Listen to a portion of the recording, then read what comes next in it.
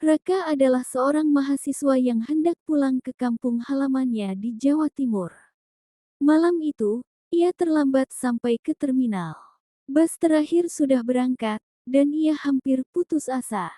Tiba-tiba, sebuah bus tua dengan lampu redup berhenti di depannya. Tak ada nama perusahaan atau rute di badan bus, hanya tulisan, menuju akhir.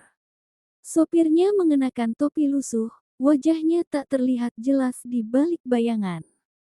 Di dalam bus, hanya ada beberapa penumpang yang tampak aneh, seorang wanita tua yang terus menggenggam tas rotan, seorang pria dengan jaket besar yang selalu memalingkan wajah, dan seorang anak kecil yang duduk diam tanpa bergerak.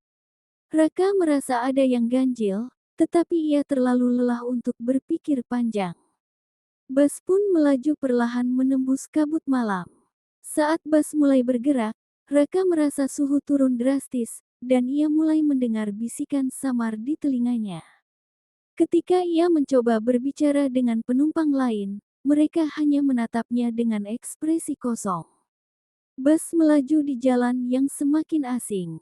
Tidak ada lampu jalan, hanya pepohonan yang merunduk gelap di sepanjang jalur. Raka mulai sadar bahwa ini bukan rute biasa. Ia mencoba bertanya kepada sopir, tetapi hanya mendapat jawaban singkat, "Tenang saja, kita hampir sampai." Ketegangan meningkat ketika bus berhenti mendadak di sebuah hutan. Seorang penumpang, pria berjubah hitam, turun tanpa berkata apa-apa dan menghilang di balik kabut. Tak lama, suara tangisan wanita terdengar dari arah belakang bus. Ketika Raka menoleh, ia melihat kursi tempat wanita tua itu duduk kosong, tas rotannya tergeletak dengan isinya berupa tulang belulang kecil.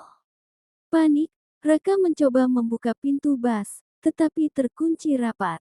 Penumpang yang tersisa mulai memutar kepala mereka ke arahnya, tetapi wajah mereka kini berubah menyeramkan, matanya hitam pekat, mulut mereka tersenyum lebar dengan gigi runcing.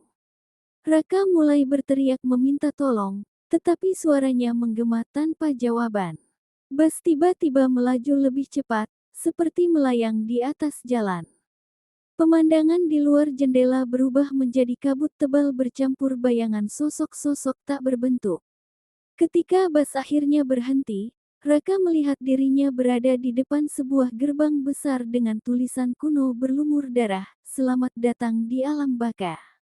Penumpang lainnya turun satu persatu, tubuh mereka perlahan memudar menjadi bayangan. Sopir bus memanggil Raka, "Ini pemberhentian terakhirmu, nak." Dengan gemetar, Raka menolak turun.